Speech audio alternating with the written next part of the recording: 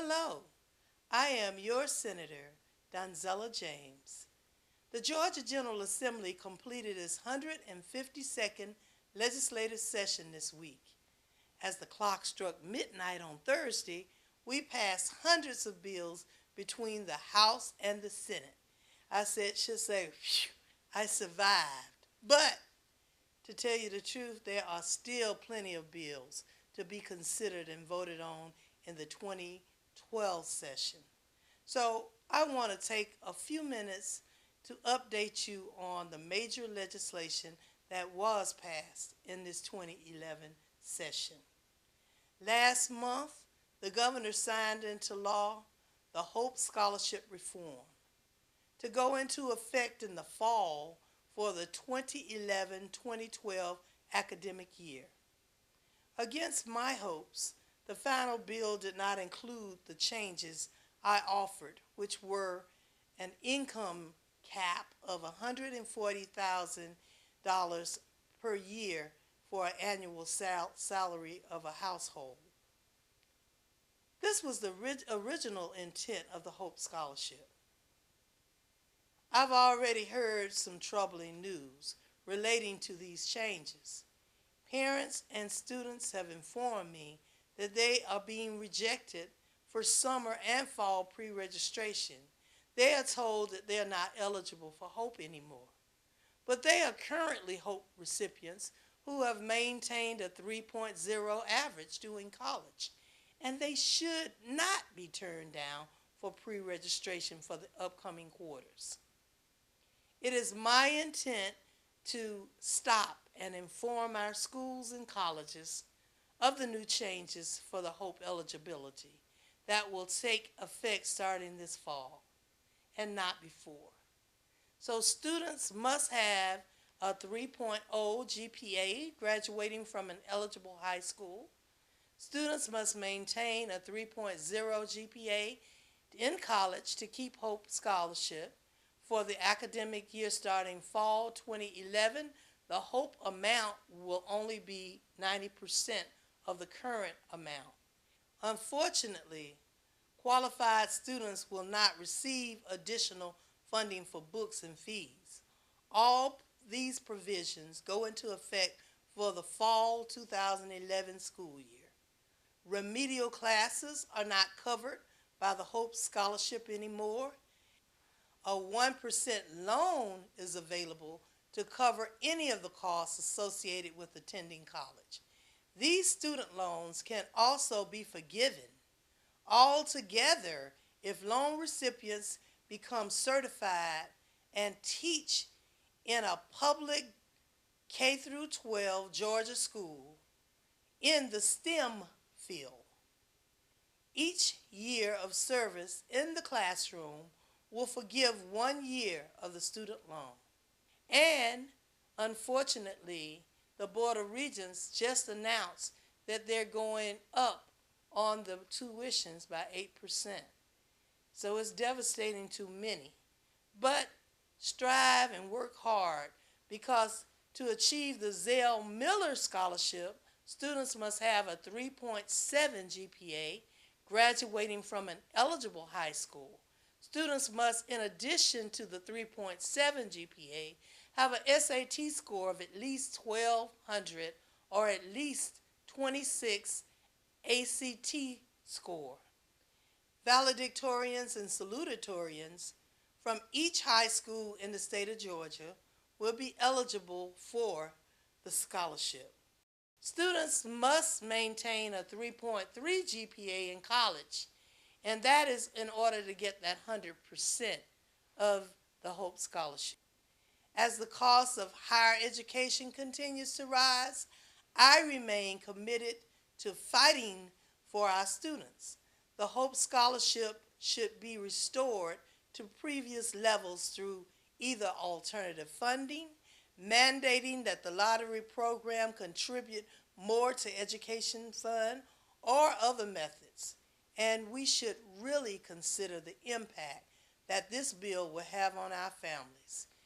Georgia's pre-K program, which is also funded through the lottery, will continue to be a universal full-day program serving 4-year-olds throughout the great state of Georgia. The school year will be shortened from 180 days to 160 days. Class size will be increased to 22 students from 20. Since all Georgia pre-K classes have a paraprofessional in the room, the student to teacher ratio will max out at 11 to 1. An additional 2,000 pre-K slots will be added, bringing Georgia's pre-K enrollment to 86,000. Pre-K teachers will receive 90% of their current salaries. The Sunday Sales Bill, Senate Bill 10, passed both the House and the Senate, and the governor is expected to sign it into law. It will allow local communities to hold voter referendums on whether or not to allow the sale of alcohol on Sundays in retail stores, starting at 12:30 noon. I believe that the consumption of alcohol is a personal choice, and that those who choose to consume should be able to do so at their discretion. By allowing local governments to decide if they will sell alcohol on Sundays, we are giving back control to the people. Should they choose to allow alcohol sales on Sunday, local governments will have the opportunity to increase sales tax revenue. I cannot end without talking about a very important but very controversial piece of legislation that was before us. You see, a major immigration bill passed the last day of the session. House Bill 87 is aimed at increasing the use of the federal E-Verify system, which is intended to help businesses and state agencies determine that people working for them are in this country legally. It allows local and state law enforcement officers to help federal authorities identify legal immigrants in Georgia and illegal immigrants as well. Although I share the concerns of my colleagues regarding illegal immigrants benefiting from taxpayers' money, I am concerned that this system will permit companies and individuals to engage in a form of racial profiling. I am totally against any form of discrimination and cannot stand behind this measure that will allow for individuals to be judged on the basis of their racial identity. Considering that agriculture is Georgia's largest industry with a large sum of immigrant workers, I am fearful that this new law could have a negative impact on those who work in the industry, as well as the state's economy. Furthermore, this legislation will place additional expenditures on local governments that are already faced with budget shortfalls.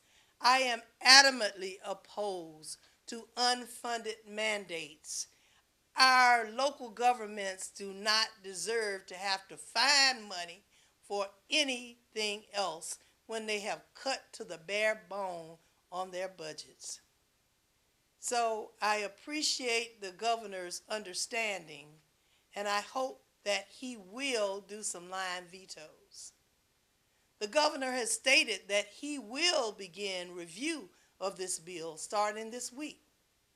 So be sure to call him and tell him to veto this bill or to do some line vetoes of different lines throughout this horrific bill that will definitely racial profile, but also will hurt the state of Georgia.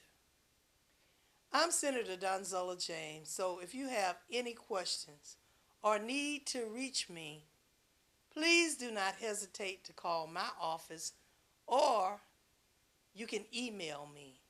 My office number is 404-463-1379. My email address is donzella.james@senate.ga.gov. Yes, I am your Senator, Donzella James, and I'm always here for you. Thank you for listening, and God bless.